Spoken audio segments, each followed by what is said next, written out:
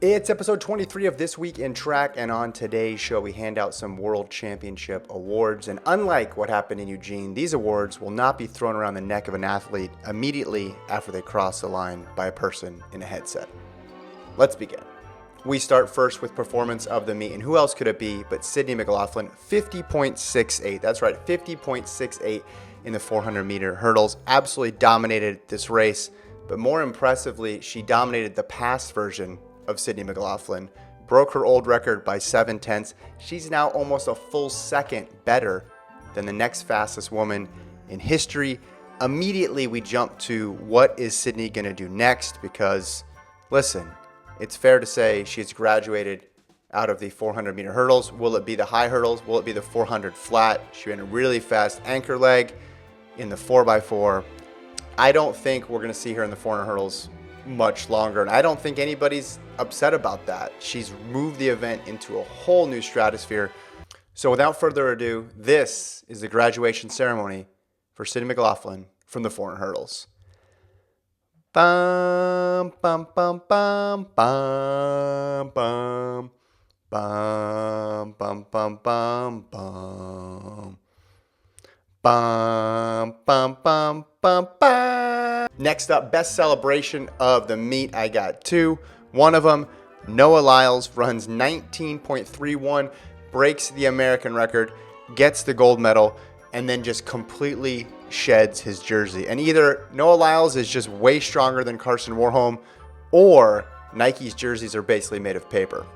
Another celebration that gets the nod, Mondo Duplantis, after breaking the world record, his world record in the pole vault, goes 6:21, last event of the meet, and had a celebration to match.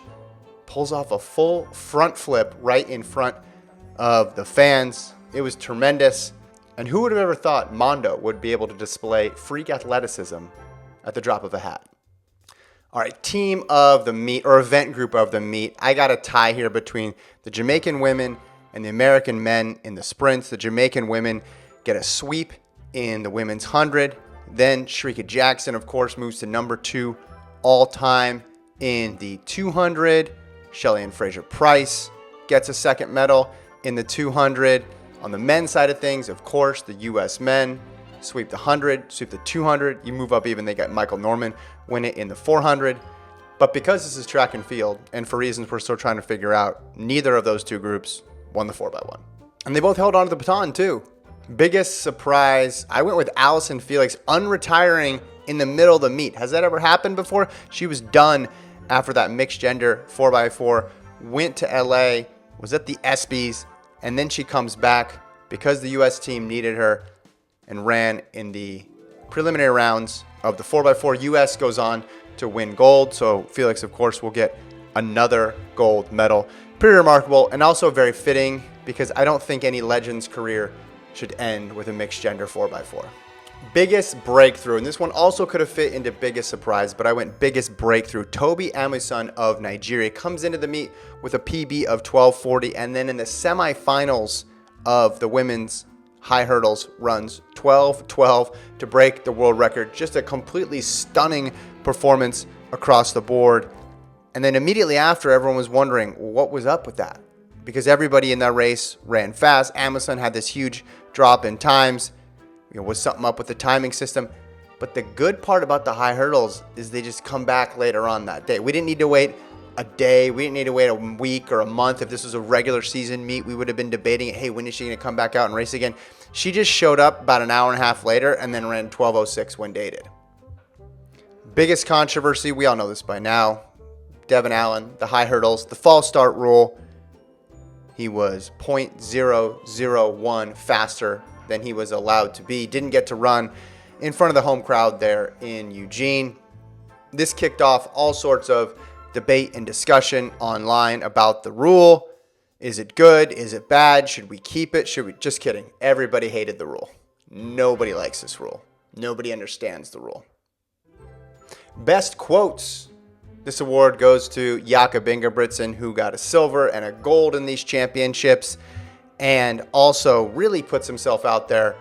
Full range of emotions with this guy. After the 1500, when he gets silver, puts himself on blast, says he was embarrassed by the performance, then wins the 5,000, puts everybody else on blast and says, I was just better. I was just better.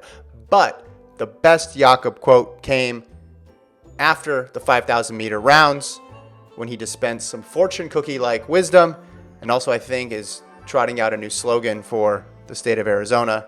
Here's Jakob on the hot weather. Hot weather is just happy weather. Okay. And we end with an award that you don't want to win. I'm sorry I got to bring this up because I want to be on record as saying this so we don't see this again moving forward. The worst idea of this entire championships, the time gap graphic. Here's the women's 4-meter hurdles. You see Sydney McLaughlin's time. It's on the right side over here. World record, that's great. But I want to know what Femke Bol ran. I want to know what Dalilah Muhammad ran.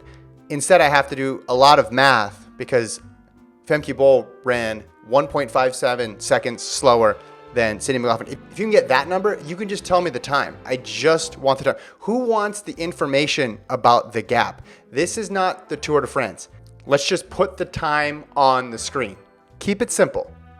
Keep it simple.